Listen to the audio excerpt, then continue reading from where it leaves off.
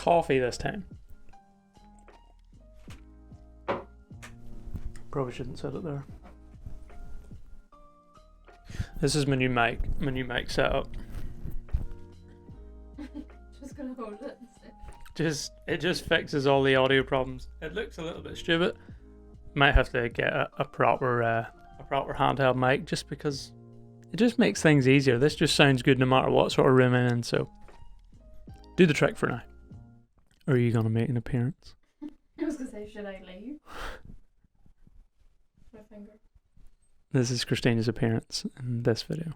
Hello. I'll leave Chris to give you all the details. She's still here. Okay, I'm leaving. Close door, please. What's up, guys? Welcome back to the channel and another video. Just before we get into this one, would like to ask you guys again, if you wouldn't mind giving the video a thumbs up. Like we said in the previous two, it really helps put the video out to more of you guys that actually want to see it. You definitely helped us out on the last two, so hopefully you can do it again with this one. So my original plan for this video was to make this like a sort of cinematic photo walk. I just went for a little stroll last night and I wanted to just document it a little bit, get some nice cinematic shots at nighttime and hopefully get a few photos during the process. Didn't really go to plan. I definitely didn't get enough photos that turned out how I would have liked them to, and the video clips, I could have changed a few things. I could have done it a little bit better. I have really only used the Fuji XT30 at night, like maybe once or twice. One was for a night photography video that we done away earlier in the year. We were using it more for photo that time, so this was kind of my first time of going out and trying to make cinematic sort of shots and a little sequence at nighttime. So let's just pretend this was more of a little nighttime Fuji XT30 test shoot. And it's probably a good thing that it didn't really go exactly to plan, because we are planning to do a little nighttime cinematic video, and I'm glad I learned what I did learn this time rather than filming that whole video and then coming back and realizing it didn't really work as I would have liked it to. But anyway. So first of all the clips you've seen at the start were all shot in 8-bit 4K 200 megabyte at 24 frames a second. The white balance I had set to 3800 Kelvin for pretty much every shot. The shutter speed, obviously because I was shooting 24 frames, was 1/50. Aperture was as low as it would go the whole time to get in as much light as possible. I had the dynamic range set to 400, so the lowest my ISO was going to be was 640. Most of the shots took well above that, 2000, even 4 and possibly 5 or 6 for a few shots. The film simulation I used for this one was Astia Soft, which we use for all of our videos, and I had the noise reduction in camera set to +2.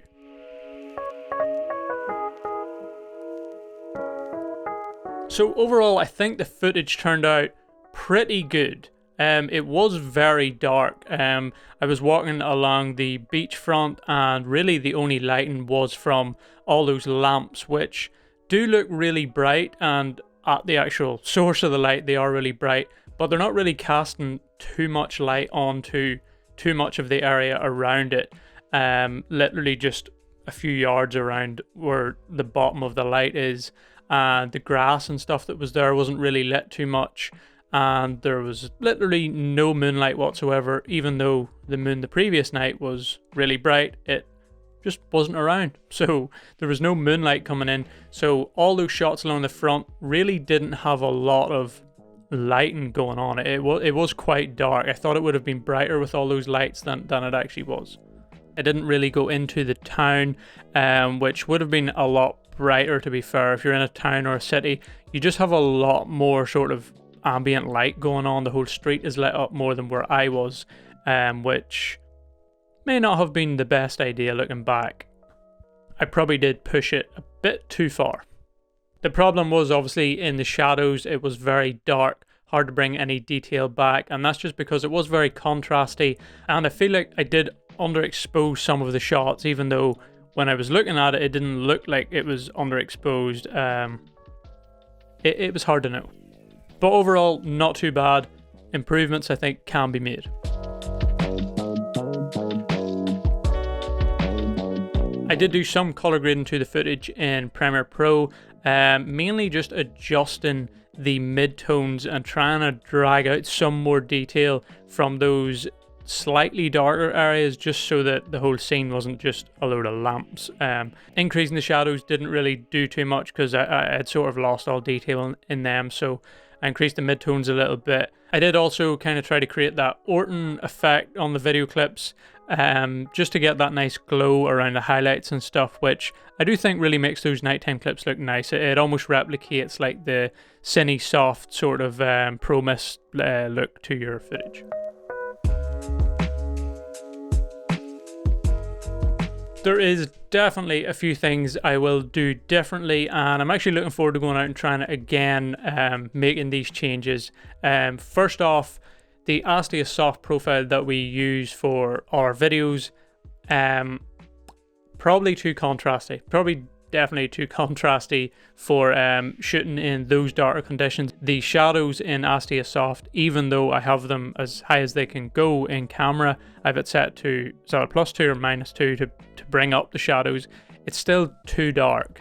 Yeah, it's just hard to bring detail back, and I think I'll maybe try the Eterna possibly, just because it's a flatter profile, and I might even try F-Log, even though not sure how that'll go. But I have seen from a few people that have tried it that it is possible. Then again, I've also heard that it falls apart sort of even in daytime, so not sure. I'm kind of looking forward to giving it a go just to see how much detail it can keep in the shadows. So yeah, definitely a different film simulation, and possibly try out F-Log. Another mistake I think I made is I have the brightness, the monitor on camera, the brightness set to +2. I can't remember, I've had it set that way for ages. I just thought it was a little bit dark and I increased it. Probably didn't do me any favors when it came to shooting at night, because everything looked brighter to me through the monitor than when I brought it into Premiere Pro. It was a lot more contrasty and darker, like more underexposed than I thought at the time. So probably better to keep the brightness of the monitor at 0, so it doesn't look like I'm exposing it properly when I'm not. If that makes sense. I don't know. I think that was probably a mistake. I also may increase the in-camera noise reduction. I had it at +2. I believe it goes to +4. I need to do a little bit of research to see that what +4 is actually going to do. Is it going to make it too soft and sort of ruin the footage? I'm not sure yet, but it might help reduce that noise when it comes to color grading a little bit. Again, not sure, but I'm sure it'll make some sort of difference. And not really a mistake, but another thing I may try in future is to have a separate noise reduction plugin in Premiere Pro. I know there are a few very good options. I have to research that a little bit more, but there wasn't really too much noise in the clip, so I believe it probably could be removed quite easily and just really improve it. But anyway, yeah, I think those are the main things that I would change. I'm going to go to do it again. I'm hoping I can get better results. That's not to say what I did get was bad. I just think it probably could be a bit better. Yeah, a few mistakes on my end probably didn't help. So going forward, hopefully I can make those changes and get a better result. I think what I'll do is I'll do a follow-up video on this. So we still do want to do the nighttime cinematic video, and from what I've learned from doing that little sequence, I can hopefully take that into the next one and make improvements, and we can end up with a nice little sequence.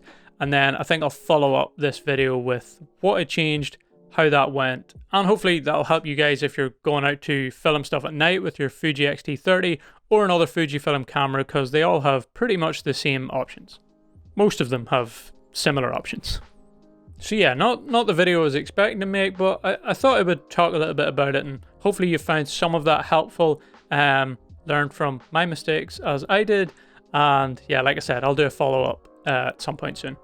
The reason the photos didn't turn out too well was just simply down to my compositions sort of not being great, not really finding something that was appealing to me to get a nice photo of, besides the one little lifeguard shelter. I quite like that one. I like the square crop with it. I also took a landscape version of that, which I don't like quite as much.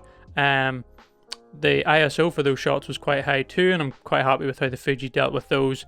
Just more so down to my lack of photography skills. But there definitely will be more night photography in future. Maybe I'll take the tripod out next time too. But anyway, that is enough blabbering. Hopefully you found some of this helpful. If you did, make sure to give the video a thumbs up. That would be much appreciated. And maybe consider subscribing if you want to see more. I think that's about it. As I always say, guys, take it easy. Don't be a stranger. I feel like this is probably going to sound so much better than the previous videos. Yeah. Quite handy, actually.